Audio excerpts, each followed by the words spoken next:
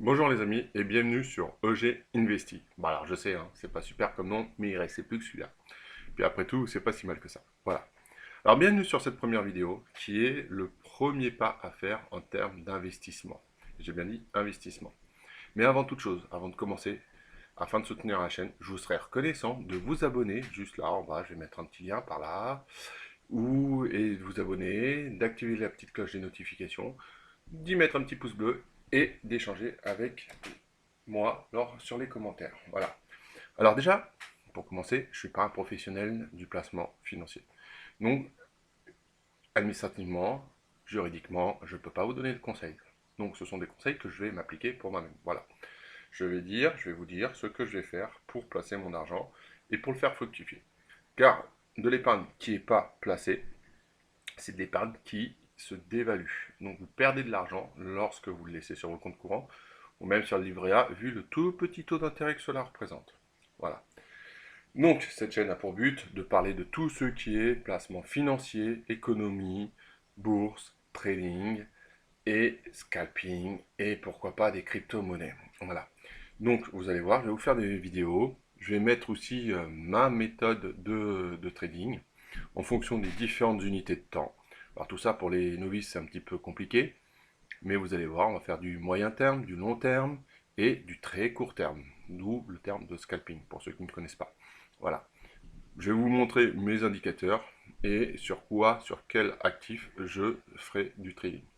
Voilà, ça c'est pour la partie purement trading.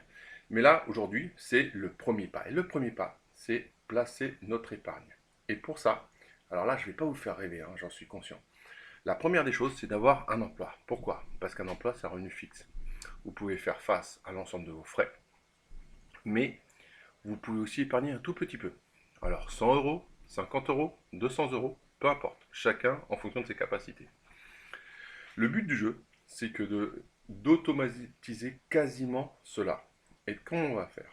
Bah déjà, on va ouvrir un compte sur une banque française. Donc, vous avez les banques qui sont facilement identifiables parce qu'elles ont des agences un petit peu partout dans la rue.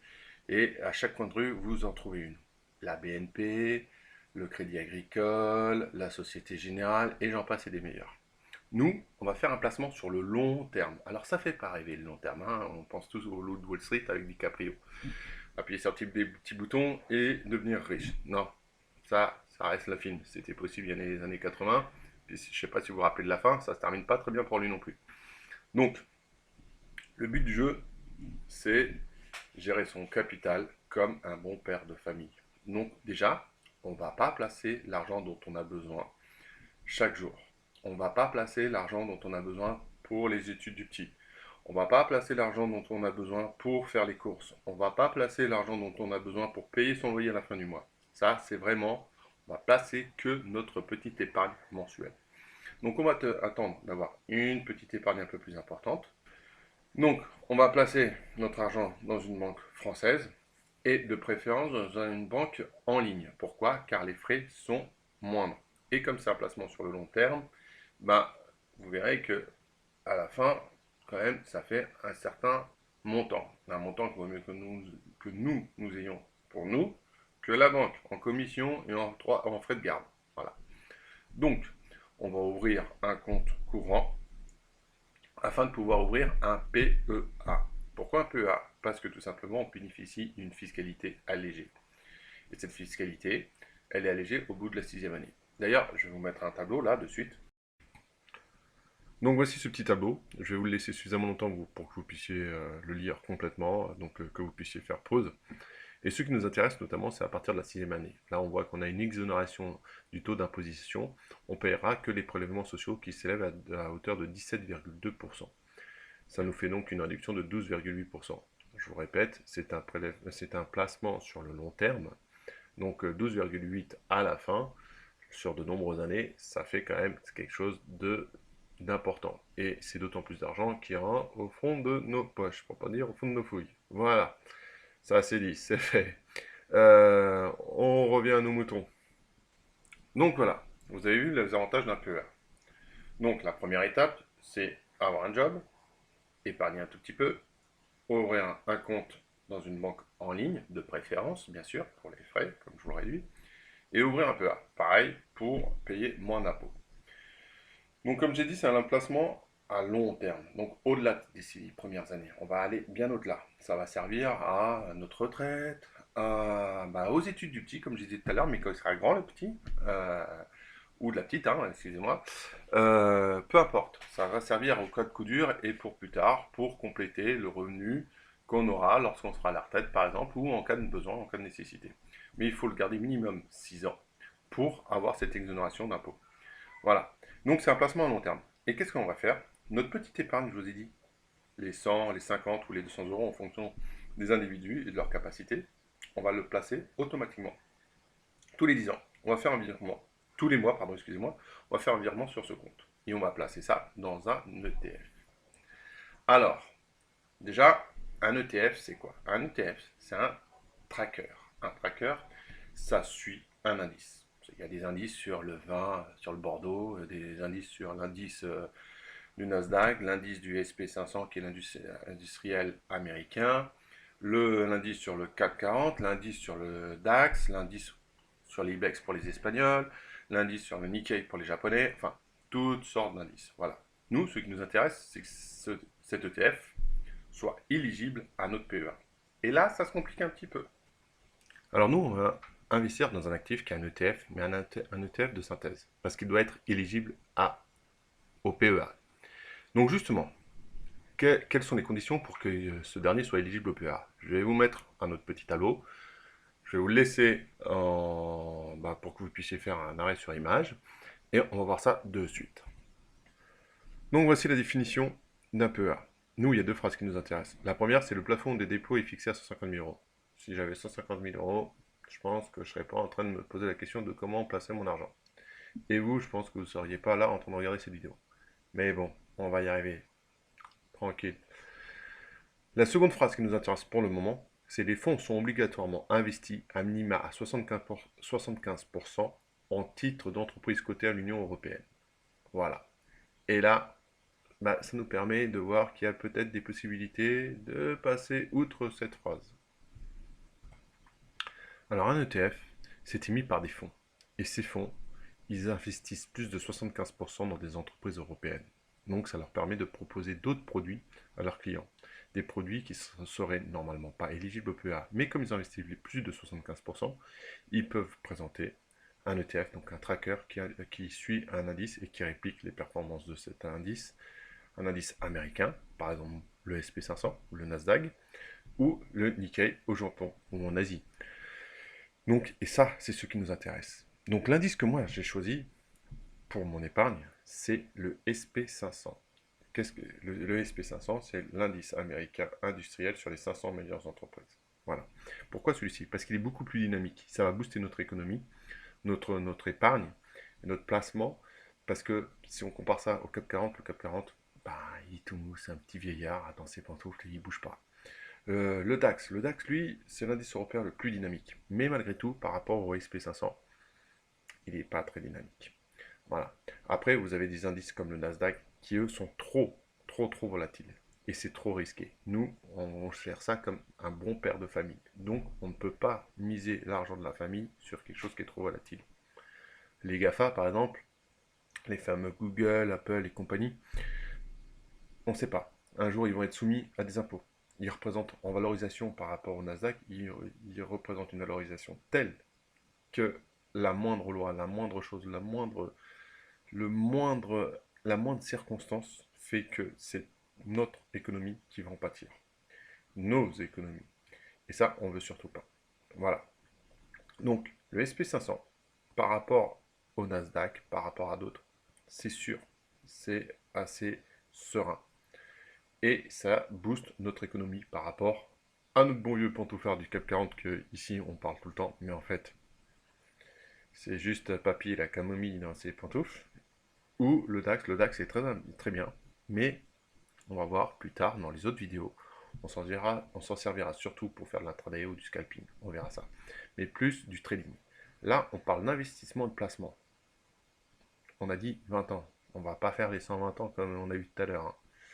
Donc voilà pourquoi le SP 500. Donc un indice, c'est quoi? Un indice, c'est le regroupement des meilleures entreprises de cet indice. Donc du CAC 40, des 40 meilleures entreprises françaises. C'est un peu, si on peut faire une analogie avec le foot, comme la première ligue. Et en fait, dès qu'une entreprise n'est plus assez performante, elle se retrouve relégable en deuxième division. Donc, c'est la première de la deuxième division qui monte, qui a des résultats meilleurs. Et donc ça permet une chose, ça permet que l'indice soit toujours performant et soit toujours en croissance. Et c'est ce qui nous arrange. C'est-à-dire qu'il est en perpétuelle évolution, mais vers le haut. Et en fait, ça fait que fondamentalement, mathématiquement, les hauts sont de plus en plus hauts. Et donc, c'est toujours croissant. Voilà pourquoi mathématiquement, un indice dans le temps est fait pour aller à la hausse. Donc voici la preuve en image de ce que je vous disais. Ça, c'est un graphe qui représente le SP500. Deux courbes. Une, le SP500 seul, l'évolution du SP500, et l'autre en réinvestissant les intérêts qu'on a eus sur le dynamisme du SP500. Vous voyez que par rapport à 1993, il termine largement à la hausse, il fait même x10.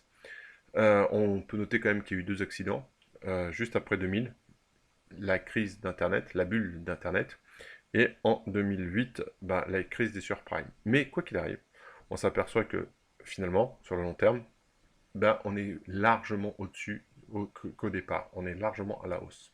C'est ce que je vous disais, un indice est fait de telle façon, il est conçu de telle façon qu'il soit toujours en croissance. Voilà pourquoi nous allons opter pour cet indice, pour son dynamisme, et parce que c'est relativement sûr. Évidemment, ceux qui ont commencé à investir en 2008 et qui ils ont perdu de l'argent, ça, je ne vais pas vous dire le contraire. Pareil, ceux qui ont commencé à investir en 2000, ils ont perdu de l'argent. Ceux qui ont commencé à investir, pareil, sur les crypto-monnaies, quand tout le monde disait il faut investir sur la crypto-monnaie, sur le bitcoin, juste après, ça s'est cassé la figure.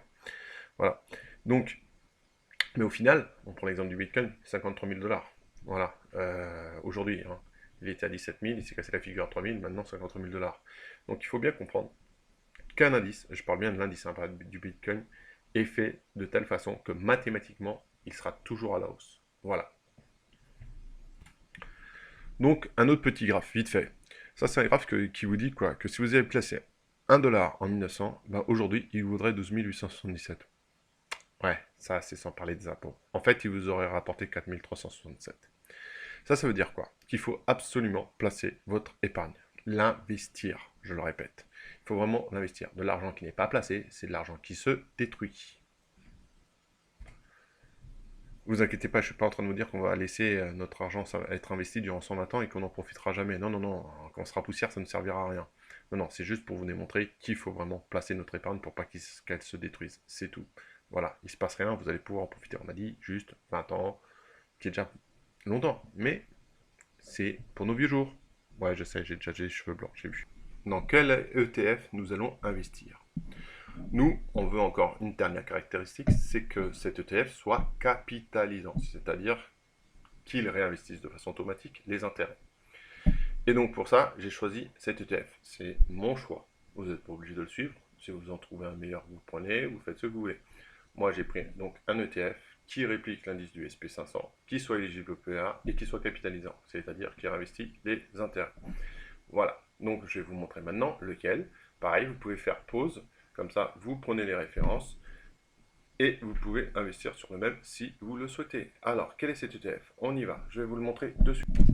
Et voici donc le grand gagnant, l'ETF Amundi. Amundi, c'est le fonds qui le met sur les marchés. Donc, Amundi ETF PEA, parce qu'il est éligible au PEA, et SP500 parce qu'il est sur le SP500.